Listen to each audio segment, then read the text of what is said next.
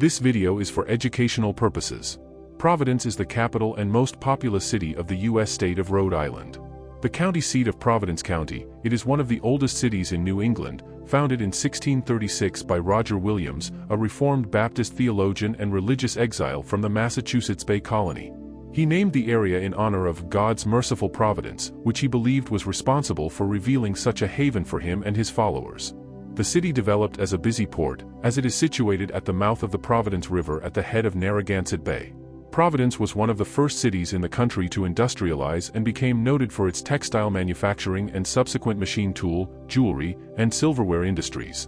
Today, the city of Providence is home to 8 hospitals and 8 institutions of higher learning which have shifted the city's economy into service industries, though it still retains some manufacturing activity.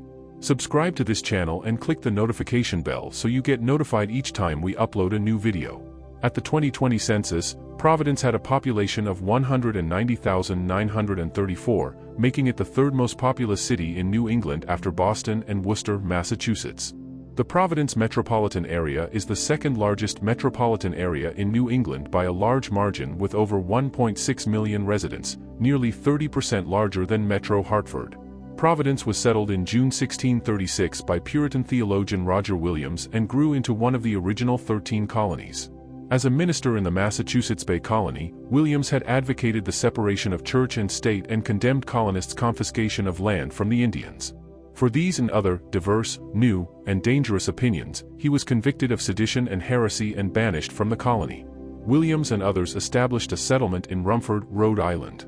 The group later moved down the Seekonk River, around Fox Point and up the Providence River to the confluence of the Moshassuck and Woonasquatucket rivers.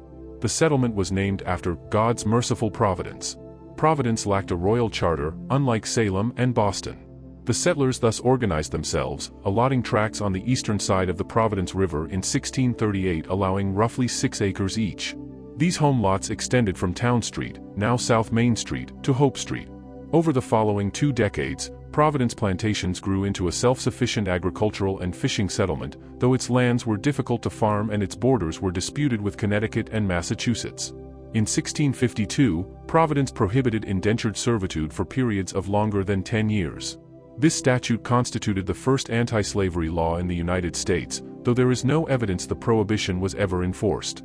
However, the Rhode Island General Assembly legalized African and Native American slavery throughout the colony in 1703, and Providence merchants' participation in the slave trade helped turn the city into a major port. By 1755, enslaved people made up 8% of Providence's population, below the 10% average for colonial Rhode Island, but above the 5% average for the northern colonies. In March 1676, Providence plantations was burned to the ground by the Narragansetts during King Philip's War.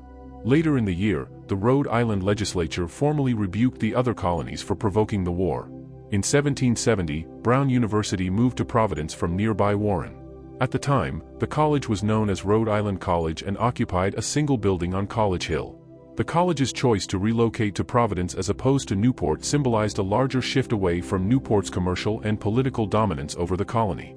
In 1772, a group from Providence burned a British customs schooner south of Providence in the event known as the Gaspee Affair. This was the first act of armed resistance to British rule in America, predating the more famous Boston Tea Party by more than a year. Rhode Island was the first of the 13 colonies to renounce its allegiance to the British Crown on May 4, 1776. It was also the last of the 13 states to ratify the United States Constitution on May 29, 1790, once assurances were made that a Bill of Rights would become part of the Constitution. Following the war, Providence was the nation's 9th largest city with 7,614 people. The economy shifted from maritime endeavors to manufacturing, in particular machinery, tools, silverware, jewelry, and textiles.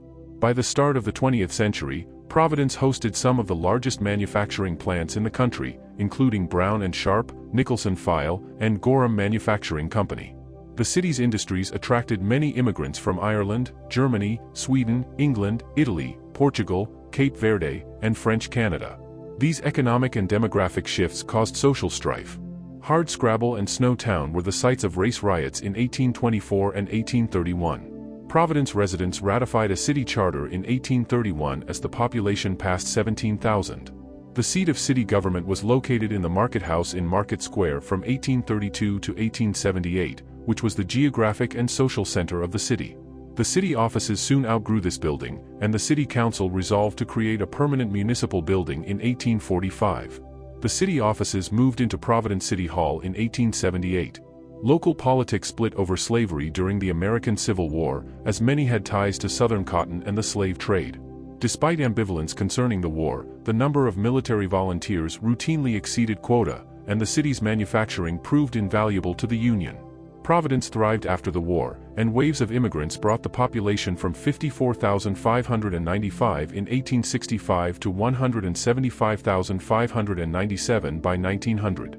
By the early 1900s, Providence was one of the wealthiest cities in the United States. Immigrant labor powered one of the nation's largest industrial manufacturing centers. Providence was a major manufacturer of industrial products, from steam engines to precision tools to silverware, screws, and textiles. Giant companies were based in or near Providence, such as Brown & Sharp, the Corliss Steam Engine Company, Babcock & Wilcox, the Grinnell Corporation, the Gorham Manufacturing Company, Nicholson File, and the Fruit of the Loom Textile Company. The manufacturing of jewelry and costume jewelry emerged as a dominant local industry. In the 1960s, jewelry trade magazines referred to Providence as the jewelry capital of the world. In 1922, it was affected by the 1922 New England textile strike, shutting down the mills in the city over an attempted wage cut and hours increase. The city began to see a decline by the mid-1920s as manufacturing industries began to shut down. It was deeply affected by the Great Depression, which left more than a third of the city's labor force unemployed. The subsequent recession of 1937 to 1938 was immediately followed by the New England hurricane of 1938, which flooded downtown. The hurricane was particularly destructive to the struggling textile industry, with many mills never reopening following the storm. Providence's population declined from a peak of 253,504 in 1940 to only 179,213 in 1970, as the white middle class moved to the suburbs. From the 1940s to 1970s, white middle-class residents vacated Providence faster than any other American city other than Detroit. The remainder of these residents were disproportionately poor and elderly. From the 1950s to the 1980s, Providence was a notorious bastion of organized crime. From 1975 until 1982, $606 million of local and national community development funds were invested throughout the city. In the 1990s, the city pushed for revitalization, completing a number of major development projects. Among these were the realignment of railroad tracks, the relocation of rivers, creation of Waterplace Park, and development of a riverwalk, the construction of a downtown ice rink, and the development of Providence Place Mall. In 1980, Providence's previously declining population began to grow once again.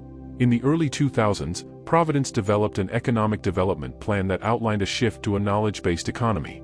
These efforts involved the rebranding of the formerly industrial jewelry district as a new knowledge district. Despite new investment, approximately 21.5% of the city population lives below the poverty line. Recent increases in real estate values have further exacerbated problems for those at marginal income levels, mirroring a statewide housing affordability crisis. From 2004 to 2005, Providence saw the highest rise in median housing price of any city in the United States.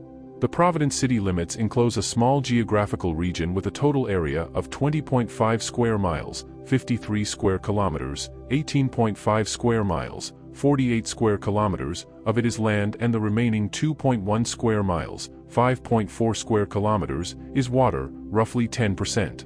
Providence is located at the head of Narragansett Bay, with the Providence River running into the bay through the center of the city, formed by the confluence of the Moshassuck and Woonasquatucket rivers. The Waterplace Park amphitheater and riverwalks line the river's banks through downtown. Providence is one of many cities claimed to be founded on 7 hills like Rome. Don't forget to subscribe to this channel and click the notification bell so you get notified each time we upload a new video. See you in the next one.